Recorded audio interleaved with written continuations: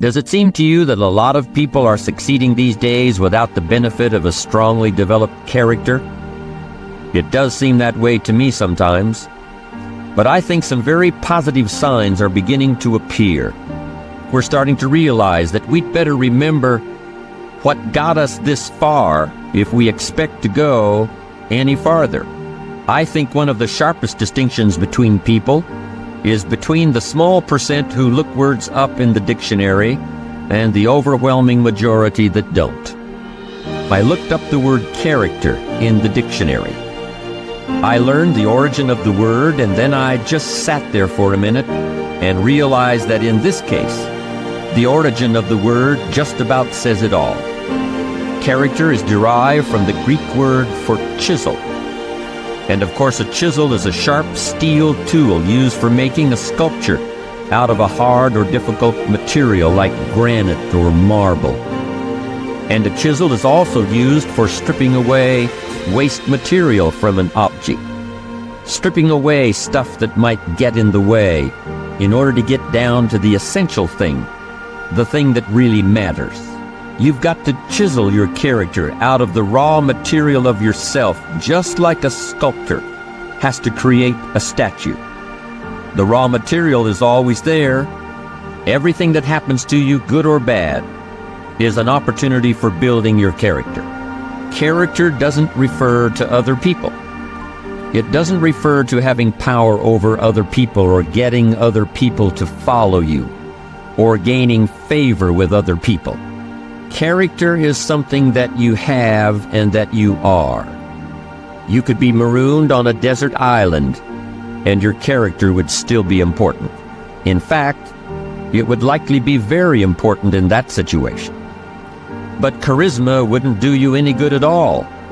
Charisma requires the presence of others, while character is all about you.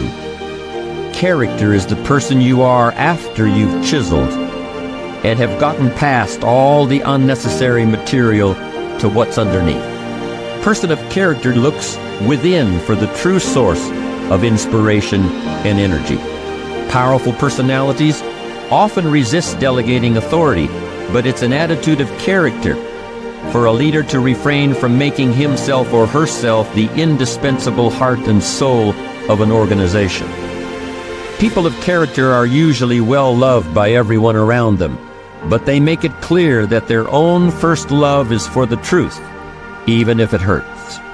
Character is the result of hundreds and hundreds of choices you may make that gradually turn who you are at any given moment into who you want to be. If that decision-making process is not present, you'll still be somebody, you'll still be alive, but may have a personality rather than a character. And to me, that's something very different. Character isn't something you were born with and can't change like your fingerprints. It's something you weren't born with and that you must take responsibility for making. You may not be able to cross the Rocky Mountains in a covered wagon, but you can still create a better life for yourself by crossing the mountains of your soul. And that may be even a greater challenge. There used to be a joke about football teams that lost every game. The coach would say, "We built a lot of character this year, didn't we?" As if character is something that you settle for when you haven't achieved what you really wanted. Or as if character is something that automatically develops in you as a result of adversity. I don't buy that. I don't think adversity by itself builds character, and I certainly don't think that success erodes it. You can build character by how you respond to what happens in your life, whether it's winning every game or losing every game, or getting rich or dealing with hard times. You build character out of certain qualities that you must create and diligently nurture within yourself, just like you would plant and water a seed or gather wood and build a campfire. You've got to look for those things in your heart and in your gut. You've got to chisel away in order to find them, just like chiseling away rock in order to create the sculpture that has previously existed only in your imagination. But the really amazing thing about character is that if you're sincerely committed to making yourself into the person you want to be, you'll not only create those qualities, you'll strengthen them and recreate them in abundance, even as you're drawing on them every day of your life.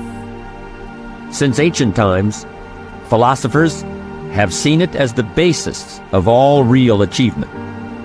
This is the quality of courage. A truly courageous person is not someone who never feels fear, but who fears the right thing at the right time in the right way. Now, keeping in mind our idea that a courageous person is not someone who never feels fear, but who fears the right thing at the right time in the right way, let's ask ourselves if these fears really fit that definition. I think if we look a little deeper, we'll see that what really scares people about these situations is the sense that they're going to be helpless, that all their trust was placed in somebody or something, and now they've been let down and they can't do anything. They're helpless. But remember, you're never really helpless. And the sense that you are helpless, or that you might be if certain things were to happen, is something we really ought to be afraid of, and that we should refuse to accept. You're never just a victim of circumstances. No matter what happens, you're never without options that can get you back on track. It takes courage to recognize that, because it means accepting responsibility for your own future. But I would suggest that we should accept that responsibility because no one is really going to accept it for us, no matter what we may have been led to believe. Let me emphasize that underlying most fear is the fear of helplessness, of being victimized or being blown around by the winds of fate like a leaf is blown off a tree. But is that really a legitimate way of looking at things? To me, it sounds like being afraid of the dark, in which case the best thing to do is to get yourself up, out of bed, and switch on the light. After all, the people who built this country didn't feel helpless when they faced obstacles that we can hardly even imagine today. Your fears are about not living up to your ideals, about reacting instead of acting, about not taking advantage of the opportunities that are always within reach. A truly courageous person is not afraid of what might or might not happen next week or next year. He fears not making the most of every moment today. In ancient Greece, the philosopher Demosthenes went searching for an honest man, and he never found one.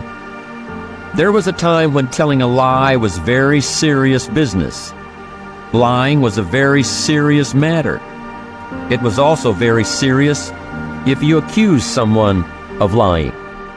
Today, a breach of integrity in a business matter might mean calling in the lawyers. But for hundreds of years in the past, calling someone a liar was the most common way to provoke a duel. Dishonesty was treated like a personal insult that demanded immediate redress.